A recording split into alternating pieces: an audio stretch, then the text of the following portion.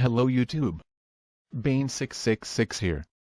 As most of you probably know, I started this series of videos to expose the lie that Elliot Rodger was connected to the men's rights movement.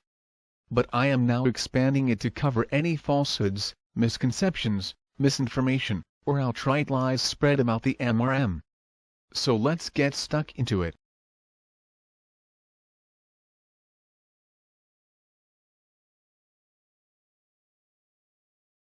Hopefully you have all watched episode 14 in this series where I cover the first half of this article. If you haven't, I recommend you go do so now. Okay, so the article in question is, the 8 biggest lies men's rights activists spread about women. And so far I have covered the intro, which once again stated the false claim that Elliot Rodger was a men's rights activist, yet again without any evidence. I've also covered points 1 to 4. Now if I could just direct you back to the title of the article for a moment. It's called, The 8 Biggest Lies Men's Rights Activists Spread About Women. Not, The 8 Biggest Lies Men's Rights Activists Spread, but specifically, spread about women. So let's compare this to the first 4 points. 1. Feminists hate men, and are out to turn the world against them. Well, this point isn't about women, as not all females are feminists, and not all feminists are female. Feminism is an ideology, a belief system, not a gender. Next we have 2. Feminists are hypocrites, because chivalry is a female privilege. Once again, this point isn't about women, as not all females are feminist, and not all feminists are female. Feminism is an ideology, a belief system, not a gender. Next we have 3. The courts are biased against men and in favor of women in custody disputes. If this was in fact a lie, wouldn't it be about the court system instead of women? Although at least this topic does concern women in general, as opposed to feminists specifically. And finally, 4. Male circumcision is just as bad as female genital mutilation. Once again, I have to ask, how is this a lie spread about women? But we have much to get through, so we should continue. Let's get stuck into number 5. 5. Avoiding conscription is a female privilege. That only men are eligible for the draft is an old standby used to derail arguments male privilege. The following was the most voted comment in a men's rights subreddit thread from nearly a year ago titled, "Are we fanatics?" Spoiler alert, they don't think so. Okay. Anyone who has watched a lot of my videos may have noticed that it's rare I'll talk about male conscription. In fact, I think I've only ever discussed it in terms of history, its link to the right to vote, and male disposability in the past. I personally think there are more important issues facing us at the moment. Having said that though, I do think it is unfair. Either conscription should be mandatory for every able-bodied adult, or it should be for none. There need not be a dispute here with feminists, we should all be able to agree that it should be for everyone, or no one, and that a person's gender should not be a factor. It should be that simple, unless of course, we want one concept of equality for one gender, and one form of equality for the other. Which obviously is not equality. So I have to ask, why do feminists like the one who wrote this article argue against men's rights activists who bring this up? Shouldn't they be agreeing with us? Shouldn't they expect, and want, the same standards for everyone? And if they helped us change conscription, so it affected everyone equally, then wouldn't they have taken away an MRA talking point? And proven they really are interested in equality? But instead, what we get from feminists like this one is, it's not important, as it's not a female issue. Let's be realistic here, if there was a female-only draft, they would see it as proof of a sexist society that hates women, and sees them as disposable, and no doubt, a violation of human rights. But when it's men in that position, for some strange reason, none of those things apply. Yet, somehow, we are the privileged ones. But let's hear what else she has to say. Ignoring for a moment the existence of men like Hitler, Stalin, Mussolini, Idi Amin, Kim Jong-il, etc. All of whom were quite obviously more responsible for this commenter's aforementioned moral atrocities than any feminist, It's true that the majority of countries with draft still only conscript men. It's also true that in the US, the draft has not been around for 40 years. Many feminists don't support conscription, for anyone. But regardless of whether you agree with the draft in theory, it's important to remember that military action, including the decision to go to war in the first place, has been legislated almost entirely by men, and that women historically have shown less support for war. Okay, 2 points here. If many feminists don't support conscription, then why is it wrong for men's rights activists to stand against it? Why couldn't the two groups work together on this? She seems to be arguing against her own inclusion of this point in her list. Either it is an issue, or it's not. Its status as an issue isn't dependent on who is supporting it at a given time. It isn't a non-issue because men's rights activists bring it up, but suddenly becomes an issue because a feminist brings it up. Its validity isn't dependent on the arguer, but on the actual argument. Secondly, she mentions that the majority of wars have been historically caused by men. I have to ask, how exactly is this relevant to the validity of the draft? I often hear this edited version of history, where only warlike, male leaders have ever gone to war, of course ignoring the female ones who have done the same.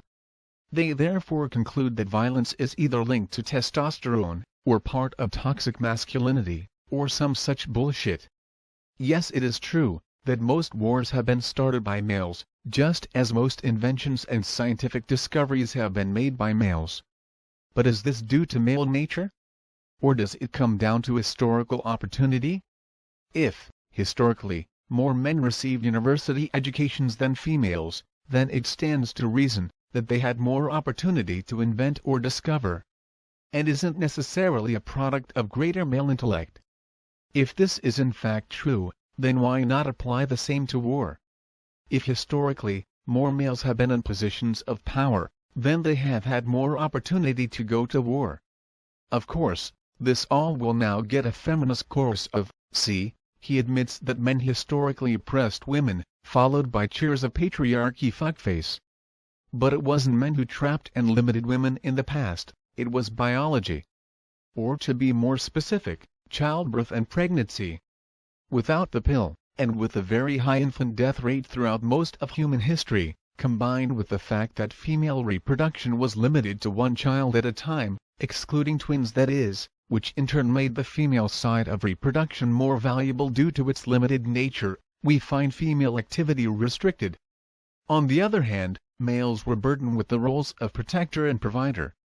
It was human biology which dictated these roles. Not an evil group of men who hated women. And it was modern technology, clean running water, modern medicine, modern sanitation, abundance of food, and modern contraception, that freed women from these roles, at least in the first world anyway. Not modern-day feminist ideology, but technology and improved standards of living. Yet despite the fact that women have, for the most part, been freed from the gender shackles of the past, men still carry many of those roles, including disposability. Which brings us right back to conscription being male only. Next. Moreover, the exclusion of women from the draft was based on essentialist stereotypes that painted them as weak and with a duty to the home.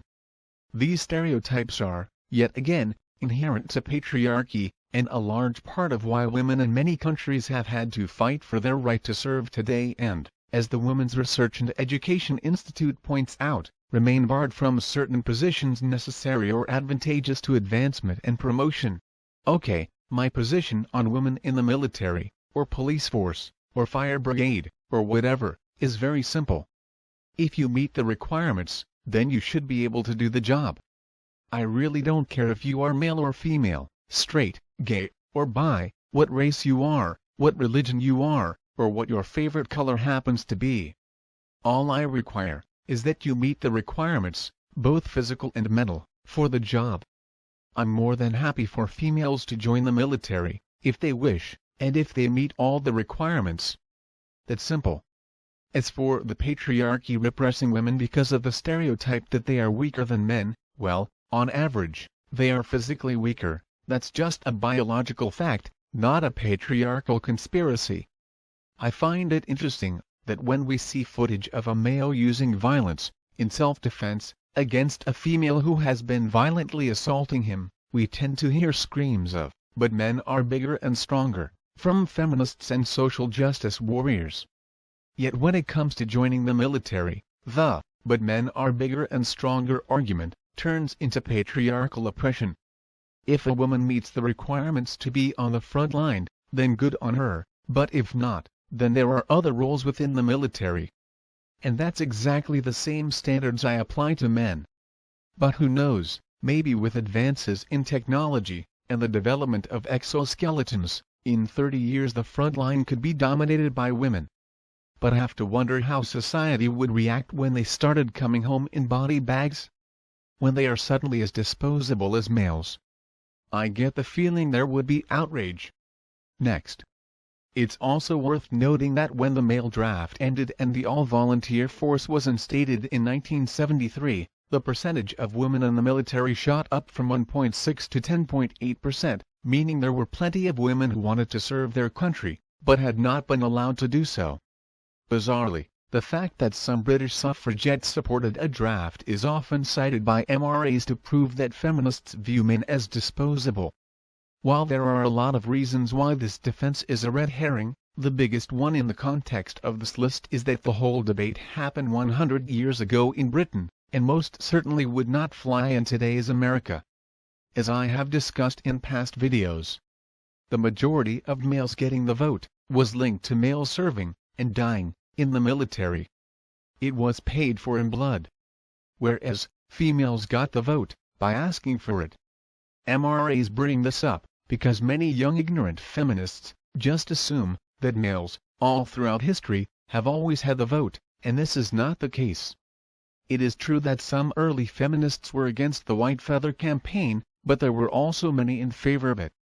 It's relevant to spotlight those that were in favor of it, because it shows male disposability, that there was an expectation attached to masculinity, that they should be willing to sacrifice themselves for the greater good of others. And that expectation wasn't just from society in general, but also from many early feminists. If this expectation comes from the patriarchy, as modern-day feminists tell us, then many early feminists fully supported the patriarchy. Next. Lastly, using the number of men who die in combat as evidence of men being the only victims of war ignores the enormous number of civilian casualties. Estimates vary widely, but multiple experts place this number at around 50% of all wartime deaths over time. This 50% would ostensibly include many women and children, since they more often stay behind. Casualties also do not include the huge numbers of women subject to sexual violence during war. Here, of course, she ignores male civilian casualties and male victims of rape. Alain Kabenga says every day is ridden with shame and pain, and at night he can't sleep. In 2011, soldiers came to his home in eastern Congo, beat him up and raped his wife. Then they kidnapped him and tortured him for hours, and then things got even worse. The first person came in, raped me, and then get out. And then another second one came in also, do the things very strongly, with brutality, very painful, blood could come out, I could shout and cry, but because the place was to be there, I don't know if there was no people around who could hear me and come to rescue me, but no one could come out. There was just soldiers. Now he's the president of a group of Congolese male rape victims in Kampala, the capital of neighbouring Uganda. Like him, they fled here after they were assaulted.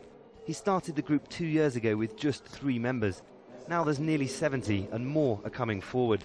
In Uganda, there are refugees from conflicts all over the region, and there are also many people who are displaced in Uganda's own civil war. Activists say there are many more male rape victims amongst them who are still too ashamed to come forward. But now, for the first time, victims and activists from around the region and beyond are coming together here in Kampala for a conference. It's the first of its kind in sub-Saharan Africa. This is not to discredit military service at all. The moral of the story is that war is terrible for everyone, and to blame modern feminism for being complicit in its horrors is utterly illogical. Are we blaming modern feminism for the horrors of war? I doubt it. But of course she has steered the conversation off course here with a distraction. So let's get back to the point, which is, a male-only draft is unfair, and she admits as much in this article, by saying many feminists agree. So what's the issue then? Why not support us instead of arguing against us? Next. 6. Men's media depiction is worse than women's. Nearly every time an article is published about women's media representation, some commenters will inevitably point out that men get objectified, too. As Men's Journal notes, men are held to increasingly demanding standards of physical masculinity. But, here we go, these standards are again based upon rigid, patriarchal stereotypes of what it means to be a man. And while it's true that men are increasingly seeing chiseled images of their gender in advertising and media, deemed by Adweek to be hunkvertising, men do not face equal expectations of physical attractiveness. Okay, so she is making two arguments here. 1. That objectifying men is not a problem, because it happens to women more often. And 2. The demanding standards of physical masculinity is driven by the mean old patriarchy. Do you notice how everything seems to be driven by the patriarchy? Almost like it's an excuse used whenever they are presented with something that doesn't fit their narrative. But let's look at male objectification first. Personally, I don't really have a problem with either attractive males or females being used by advertisers to appeal to a specific demographic. But if feminists are going to claim that reducing a female to just her appearance is harmful, then they have to be consistent and say it's harmful to males as well. I agree, it does happen more to females, although that scale is shifting with an ever-increasing number of objectified males in the media. Either this is bad for both males and females, or it is not. But it's hardly equality to deem one harmful, while pretending the other doesn't exist. Like I said, I personally don't have a problem with this, as I think there are much more demeaning portrayals of males in the media, which we will explore in a little while. But for now, let's explore her second point. The male expectations of physical beauty are driven by the patriarchy, or in other words, males. Now let me ask you a very simple question. It really is so very simple, yet I'm sure many feminists wouldn't answer it correctly. The question is, if female expectations of physical beauty are driven by male desires, then logically, what are male expectations of physical beauty driven by? If you say other males, not only are you wrong, and probably an idiot, but most likely you are a feminist as well. Obviously male expectations of physical beauty are driven by female desires, by what females find attractive. This has everything to do with the mating game, and nothing to do with patriarchy theory. If females suddenly found guys with paper bags on their heads attractive, then by tomorrow morning, not only would I regret not buying stocks in a paper bag manufacturer, but the streets would be filled with guys wearing paper bags on their heads, bumping into things. Apart from us migtos, of course. Hopefully, anyway. But I'm guessing you want proof, right? Well, simple question, which one of these two guys is most likely a male stripper? You picked this guy, right? Of course you didn't, you all, every one of you, picked this guy. Now has the patriarchy brainwashed women into liking this type of guy, or is it simple biology? Guys don't conform to expectations of male physical beauty because they have been brainwashed by the patriarchy to be strong and confident. They conform to those standards because they are competing for female attention and approval. Now, that's not to say that physical beauty is the only thing attractive to females, but it's not the only thing attractive to males either. In the vast majority of cases though, it is the first thing someone notices about someone. So here is a question to any feminist watching. If male physical beauty standards are the product of the patriarchy, then why do romance novels, read almost exclusively by a female audience, not have balding, middle-aged, overweight, guys with glasses on their covers? Or skinny nerdy guys? Or someone in a wheelchair? Next.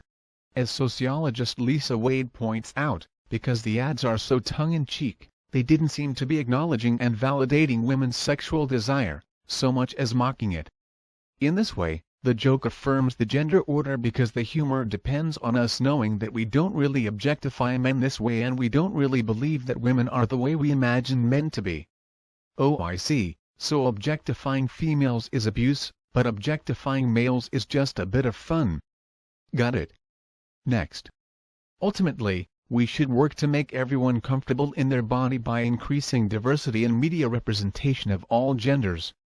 But objectification does not happen in a vacuum.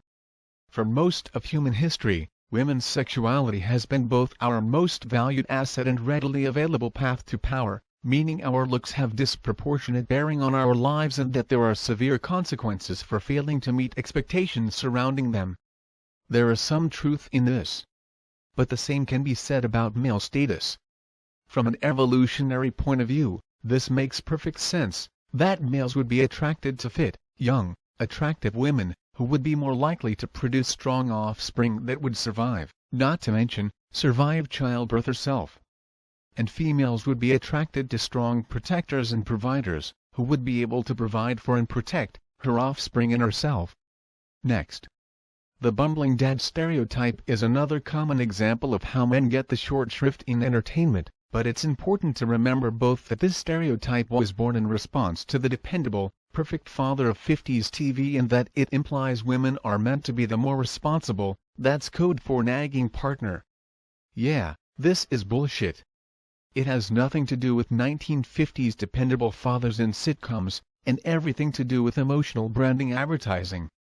This is basically appealing to the customer's ego. There are two ways this is done. The first is in a positive manner, to make you feel like you are part of a special club, an elite group, because you use the product.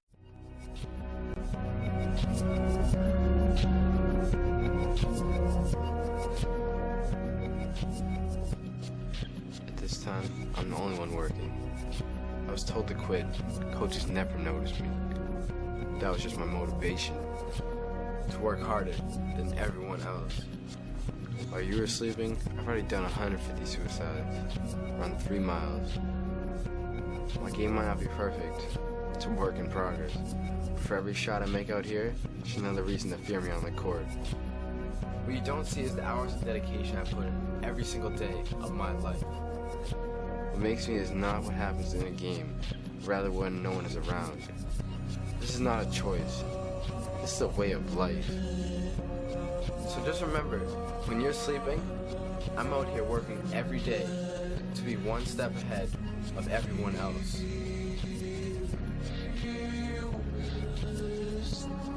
The second uses negative emotions. By casting a character as a buffoon, and then having a representative of the target audience come in to save the day, the advertisers create a sense of superiority in the target audience. In other words, by casting husbands, or men in general, as complete idiots, it makes the target audience, women, feel superior.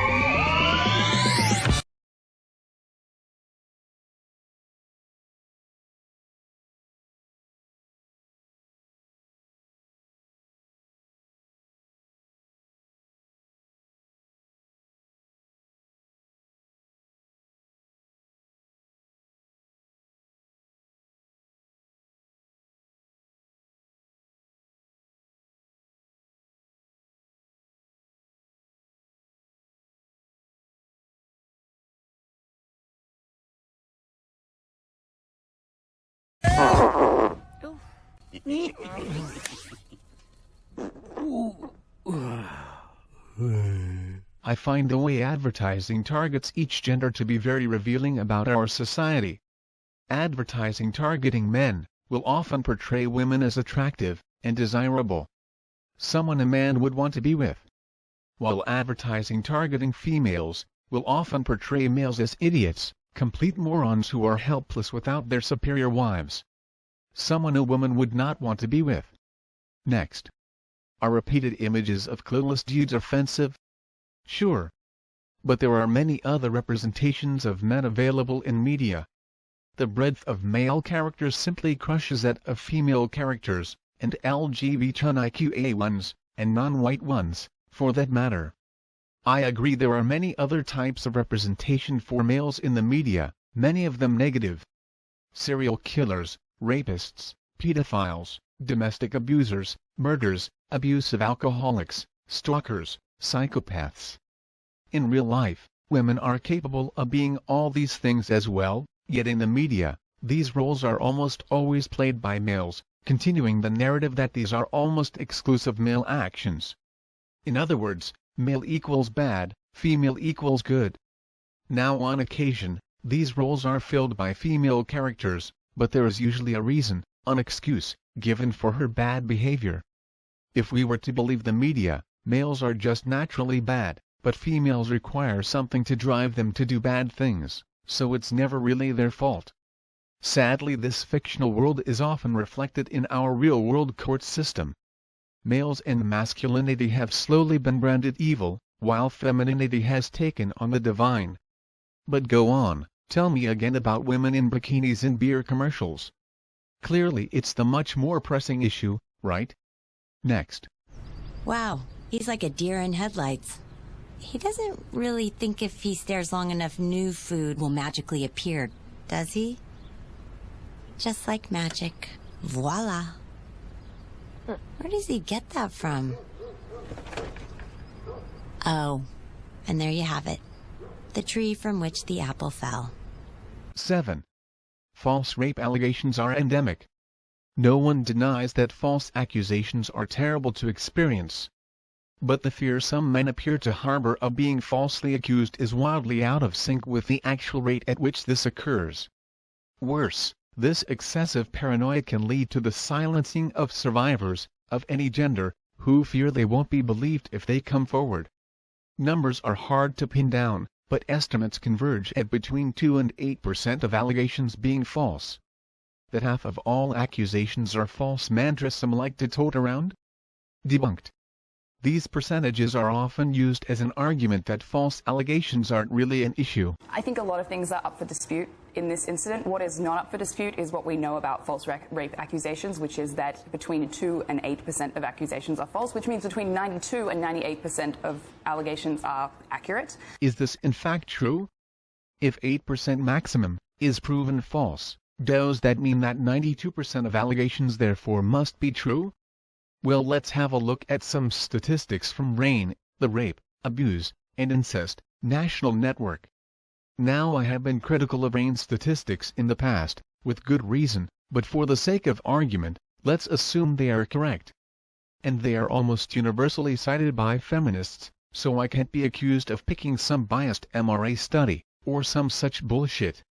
Well, this is interesting. It seems they have recently updated their statistics. So let's have a look at these new figures. RAIN claims that only 32% of rapes are reported to authorities. And that out of every 32 rapes reported, 2 rapists go to jail. Which is 6.25% of reported rapes. For the sake of this video, let's round it down to 6%. So on one end of the scale, we have proven rape allegations, and on the other end we have proven false allegations. Now, I'm guessing most sane, reasonable people, or even feminists, wouldn't claim that just because 6% of rape allegations are proven true, in a court of law, that the other 94% must be false. Obviously this would be a fallacious argument, as just because not all allegations are provable, does not mean they are all false. It is possible, and in fact, very likely, that there is a large percentage of rapes that simply don't end in a conviction due to lack of evidence. So logic would suggest that at a minimum, 6% of allegations are true, with a possible maximum of 92%, if we are using the 8% false allegations figure. The thing is, that exact same logic can be used with false allegations. If 8% are proven to be false, it is possible, and in fact, very likely, that there is a large percentage of false rape allegations that simply don't end in a conviction due to lack of evidence.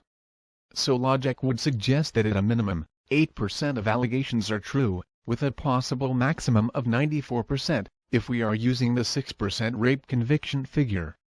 So in other words, we have 86% of rape allegations that are neither proven to be true, nor proven to be false, due to, presumably, a lack of evidence. To claim that false allegations are unimportant, because so few are proven to be true, would suggest that rape is unimportant, as so few cases are proven to be true.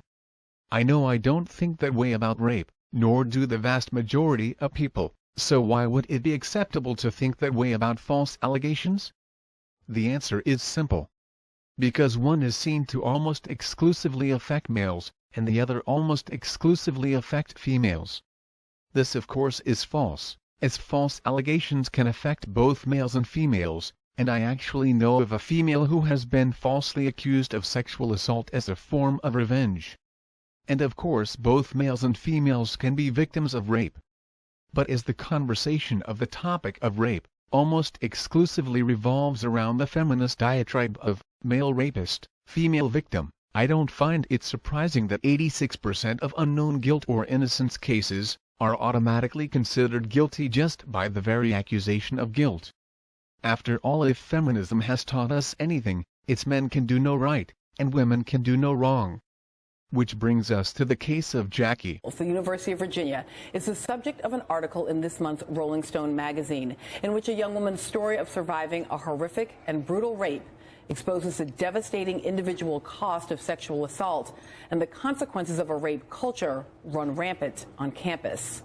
The story follows this young woman's attempt to piece her life back together following the assault, and pulls back the curtain on what seems at best an incompetent response, and at worst a willful ignorance on the part of UVA administrators to recognize and respond to the vulnerability and violation of their students. Joining the table is the writer of that story, Rolling Stone contributing editor Sabrina Rubin Erderly, and back with us, Chloe Angel, Raul Reyes, and Salamisha Tillett. This article was extraordinarily hard to read. It felt to me not unlike watching the 12-year-old Tamir Rice be shot on the playground. And I guess part of what I'm wondering, also in part as a survivor, is the choice to tell the details of the rape in such detail, what that does to contributing to what we have seen since the article was published. Well, I thought that it was very important to tell the story in as graphic a way as Jackie, the main character in my article, tells it. The hardest phrase is the discourse, the calling her a thing. Hold its leg. And I grew up at the University of Virginia. There's this kind of honor code, as you write about, this kind of Thomas Jefferson's ghost haunting the place. And the idea not only of the violent crime, but also that students could see their peer, their fellow student, as a thing, as an it. Well, I think that it says something very essential about what rape is, that this is not about sex, that this is a dehumanizing act meant to rob somebody of their power and really to rob them of their humanity. It's one of the reasons why it is such a traumatizing crime, and why it is so abhorrent. Terrible story, right? Poor Jackie brutally gang raped. Lucky Rolling Stone checked all the facts, and then showed us this terrible story. Only thing is, they didn't check all the facts. An out-front investigation tonight on exactly what happened at UVA on the night a student claimed she was gang raped at a fraternity.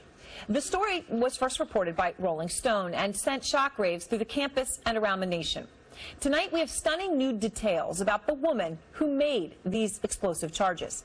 CNN has spoken to 3 friends of Jackie, and they now believe that she may have fabricated important parts of the story she told the magazine, including the man at the center of all of the allegations. So, did that student, who she claims took her to a party where she was gang raped, even exist? Sarah Ganem has this special out-front investigation that you will see only here on CNN. The night that a brutal gang rape allegedly happened here at the UVA campus, the victim of the attack, known as Jackie, told her story in vivid detail to two friends, Ryan Duffin and Alex Stock. Her lips were quivering and she looked really frightened and looked like somebody who had just been through some really traumatic experience. I've never seen anybody look like that before. I really hope that I never have to see anybody look like that again. The two friends, who identified themselves from the Rolling Stone article, say Jackie described the attack as they sat at a picnic table outside of a dorm. But they say the story she told that night was much different than the rape that Rolling Stone published.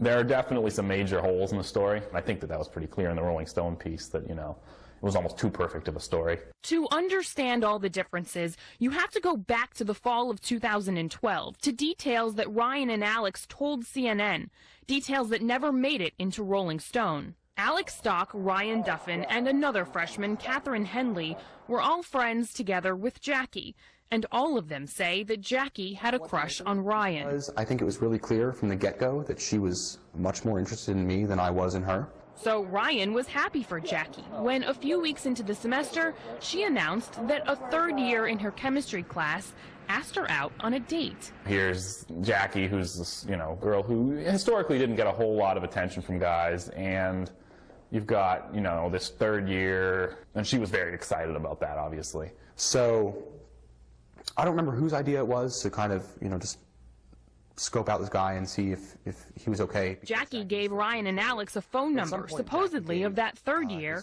and they began texting the number. Jackie said his name was Haven Monahan. That name would come up again later. We texted him, pretending to be some other girl who was interested in him in his chemistry class. Not saying it was the best plan, but it was what happened. These are the text messages purportedly from Haven. He says, "I really like her," describing Jackie as super smart, hot, into the same music as him. Did you suspect at that time that this guy maybe didn't exist? No. At the time, it all seemed very real. Jackie said she had a date with Haven on September 28th, 2012, the night that Rolling Stone says Jackie was gang raped. Late that night, Jackie called Ryan. She just said something bad had happened, and could I come meet her in front of the storm? Ryan and Alex met Jackie at a picnic table outside the first-year dorms. It looked like she'd been crying. She was shaking, really obviously just scared about something. She said that she was on the date, and her date parked in front of his fraternity house. She said that her date said he was going to go up to his room and get something, and asked her if she wanted to go in. And she said yes. She then said that when she went into the house and went up the stairs, her date locked the door of the room once they got in there, and she said that there were 5 other men in the room who she was then forced to perform oral sex on. But details from the Rolling Stone story don't match with the details from friends. In the article, Jackie graphically described a brutal gang rape involving 7 men instead of 5, and she doesn't mention oral sex. The article also describes her date as a man named Drew, who she met while working lifeguard shifts together at the university pool. But remember, back in 2012, her friends said she told them his name was Haven, and they met in chemistry class. The article also has other inconsistencies, according to the two friends. The article says that she was beaten, hit in the face, that she was barefoot, that she was bloodied, and that her face was obviously beaten. Is that true? No. I didn't notice any sort of physical injuries. I didn't notice a lack of shoes. I didn't really notice anything that was consistent with the physical description that was in the article. Perhaps the biggest discrepancy of all was the reaction of the friends that Jackie portrayed for Rolling Stone. The article says the 3 friends launched into a heated discussion about the social price of reporting Jackie's rape. The article quotes Cindy, whose real name is Catherine Henley, saying her reputation will be shot for the next 4 years, and she's gonna be the girl who cried rape and will never be allowed into any frat party again. Catherine wasn't even part of this conversation. No. Catherine didn't want to appear on camera, but confirmed to CNN that she was not part of that conversation. Both Ryan and Alex told us they tried desperately to convince Jackie to call police, but she made the decision not to report what happened. The two friends say they slept on the floor of Jackie's room, the next 2 nights to make sure she was okay. 5 days later, in one of the strangest twists to the story, Ryan received an email from Haven Monahan, the date who Jackie said orchestrated her gang rape. The email was called About You. It was from Haven Monahan, haven.monahan@yahoo.com. And it looked like Haven had written, "You should read this. I've really never read anything nicer in my life," with a page worth of, just an essay that Jackie had written about me. Which seemed really weird to me, even at the time, because here's somebody who allegedly just, led this brutal sexual assault on a friend of mine, and now he's just going to email me this thing about me. Jackie told her friends that Haven Monahan dropped out of school after her rape, but we've checked, and no Haven Monahan ever attended the University of Virginia. In fact, we couldn't find a single Haven Monahan in the entire United States. The pictures of Haven that he texted Ryan, we found photos matched a man with a different name who went to high school with Jackie in Stafford, Virginia. There's a very good chance whoever I was texting was Jackie. There's a definite possibility. You heard that right.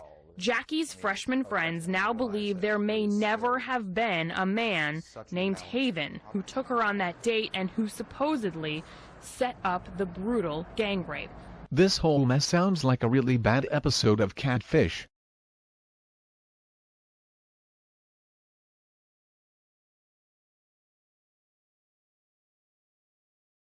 The simple truth is, some people are emotionally disturbed, some have mental illness, and some act out of revenge. And in today's age of sophisticated technology, it's very easy for these people to create and propagate falsehoods. If Rolling Stone had any credibility, they would have checked their facts before publishing. But instead they just took the word of the alleged victim. By giving credibility to those who don't deserve it, they have actually harmed the credibility of real rape victims. But, what do feminists have to say on this matter? From the New York Times.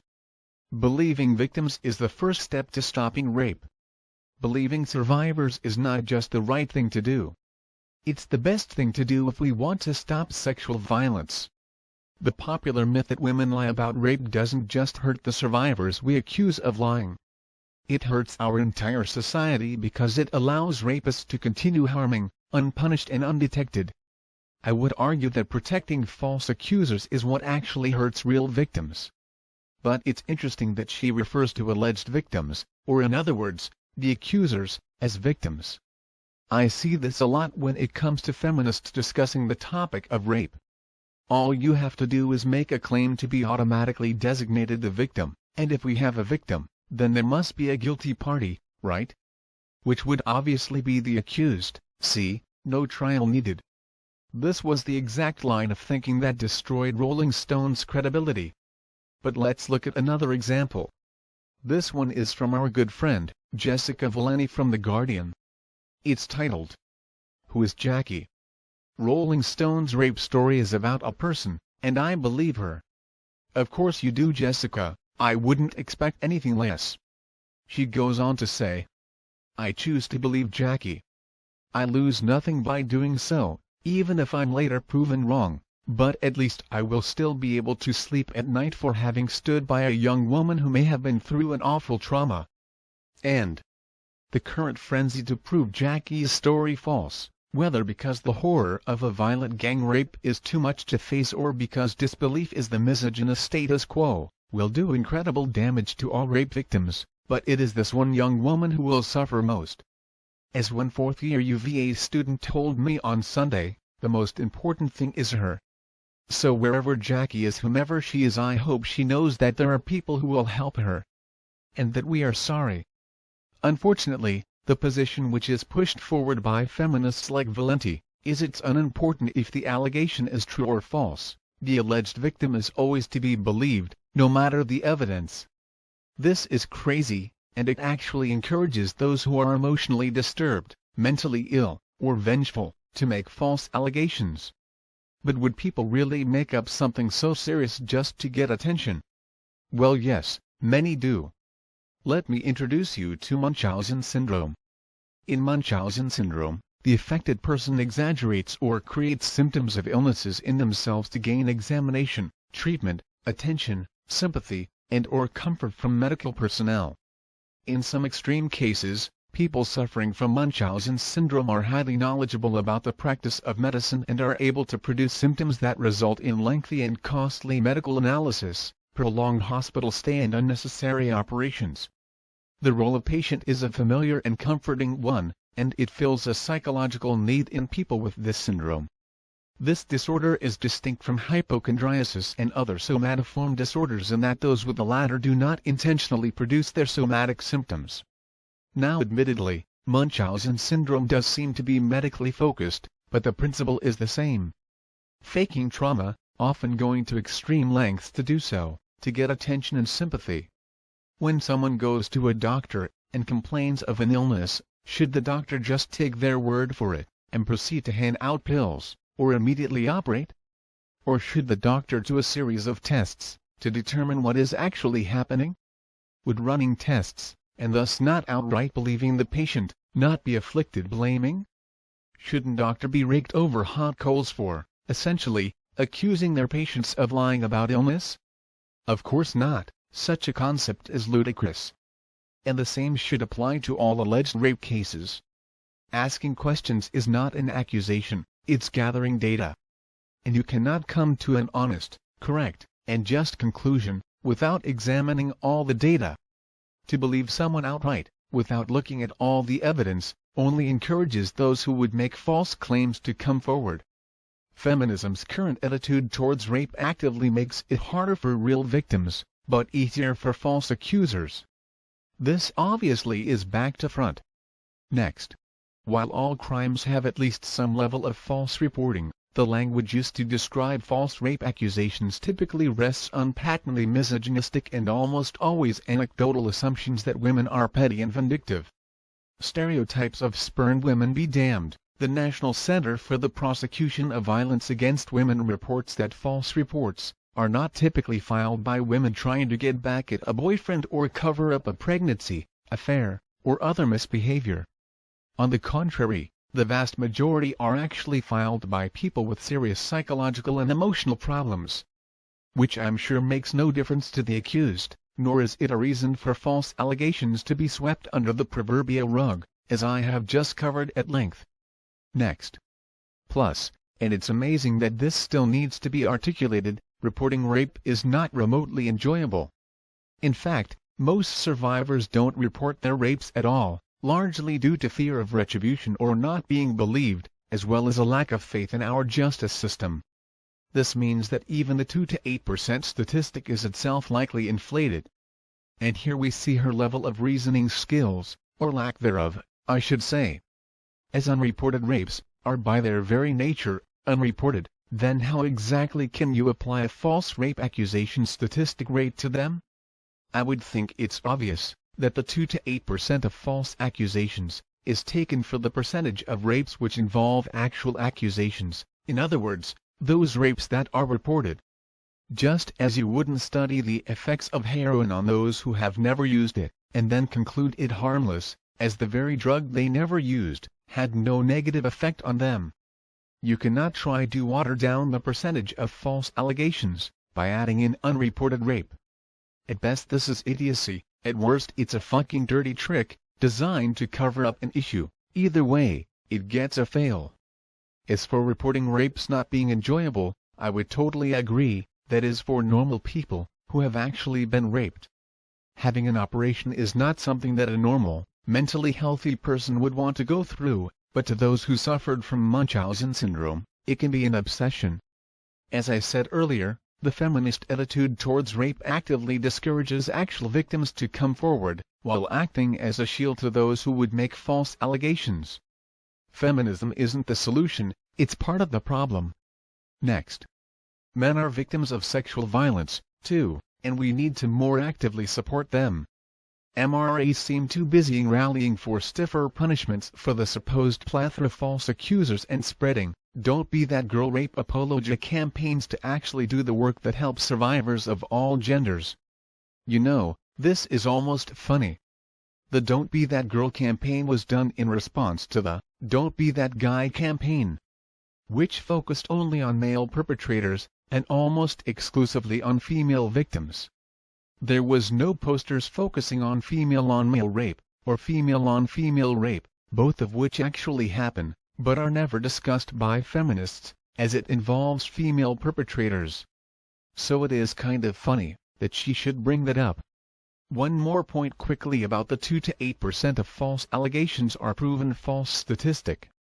As I showed earlier, this is the minimum percentage. The actual number is unknown, but most likely higher, as it's illogical to assume every false case was proven to be false.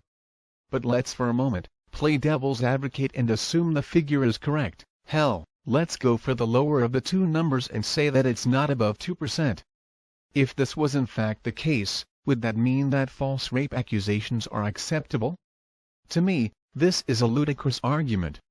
And to prove how ludicrous it is, let me use a story that's been getting a lot of attention lately. As no doubt you all have heard about the Ferguson police officer who shot an unarmed black man. This story has been getting a lot of support from feminists and social justice warriors, which is fair enough, as it's a much more important issue than things like Shirtgate and other fluff. I have no doubt that many black men are treated differently by the police and legal system in the United States, which is obviously wrong. I've mentioned the sentencing gap many times in past videos, that affects males in general, but black males in particular. Now, having said all that, could you imagine the outrage if someone, let's say, who likes dressing up in white sheets said something like, "But only a small percentage of black men arrested are shot dead by the cops, so it's not really a big deal." Or alternatively, it's proven that only a small percentage of black men are falsely arrested by police, so it's not really a big deal.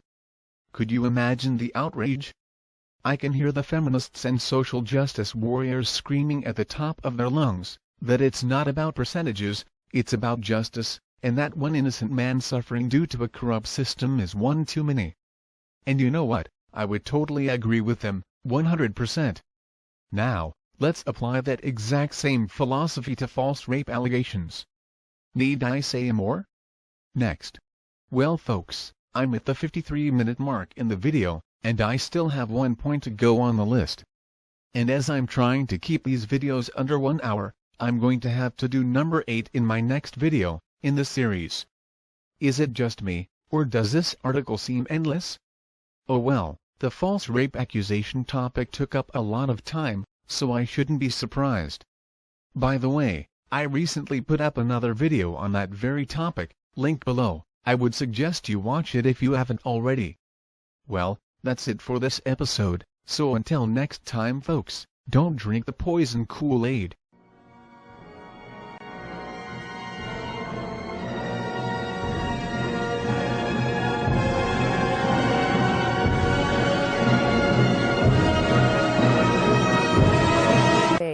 Many found it plausible that on Friday night in the fall of 2012 in Charlottesville, Virginia, UVA fraternity members engaged in a nightmarish, ritualized 3-hour gang rape of one of their classmates.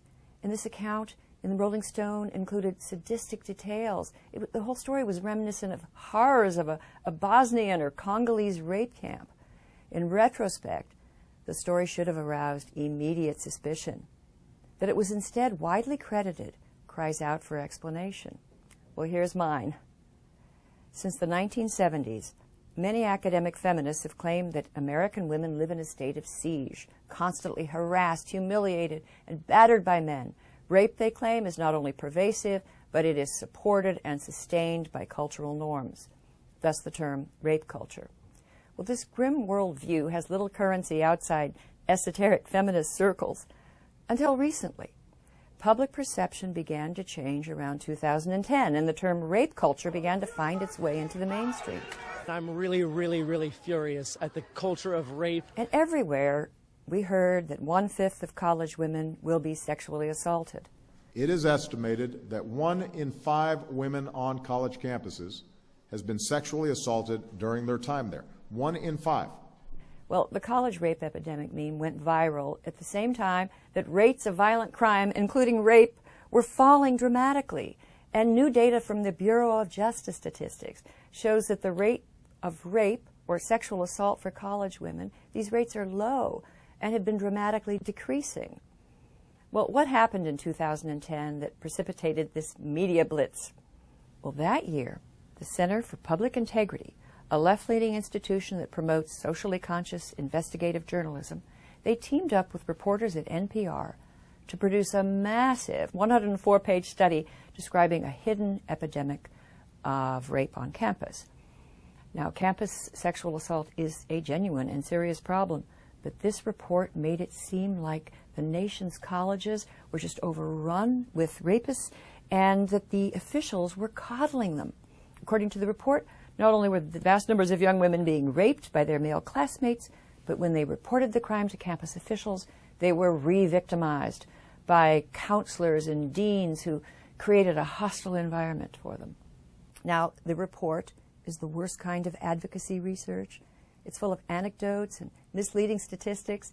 It's predicated on the claim that 1 in 5 female students can expect to be a victim of rape or attempted rape. I mean, these investigative journalists never thought to investigate what serious researchers and criminologists have exposed as a specious statistic.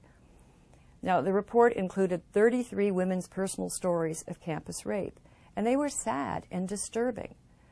But many of these stories were classic he said, she said cases that are notoriously difficult to resolve, especially months after the event. The report deplores the fact that when women make complaints, they are faced with a litany of barriers. But how can barriers be avoided if someone is accusing another person of a serious crime? Well, when the NPR Public Integrity team confronted the Office of Civil Rights with its findings of a rampant sexual violence epidemic and university complicity, this new person in charge, Ruslan Ali, Assistant Secretary of Education, she promised action. We will use all of the tools at our disposal, including referring to justice or withholding federal funds to ensure that women are free from sexual violence. Now, the Center of Public Integrity boasted about the impact it was having in its fundraising materials. And Secretary Ali made good on her word. On April 4th, 2011, she sent out her now famous Dear Colleague letter to colleges across the nation, providing detailed guidelines and new draconian steps that colleges should have to take to fight what she called a plague of sexual harassment and sexual violence. Now, her letter advised schools to determine guilt by the lowest standard, a preponderance of evidence, and it instructed them to take measures to minimize the burdens of complainants. Not a word about the rights of those accused of terrible crimes. Well, colleges rushed to meet the new requirements. Political leaders joined the fray, and there was suddenly a dizzying number of sexual assault task forces, listening sessions, toolkits, commission reports. They quickly materialized. And universities revamped their disciplinary committees and hired trauma counselors and Title IX coordinators to cope with this exploding number of rape survivors and perpetrators. By 2014, the 1 in 5 statistic was everywhere, and campuses were in full panic mode, with calls for censorship and trigger warnings and a growing list of young men facing harsh justice in campus kangaroo courts. Well, a few brave skeptics came forward and questioned the whole thing, but they were quickly denounced as rape apologists. George Will, for example. He was summarily denounced and even disinvited from a campus appearance. By the time the Rolling Stone story appeared, many saw it as horrific, but as a badly needed illustration of a routine occurrence in the college rape culture.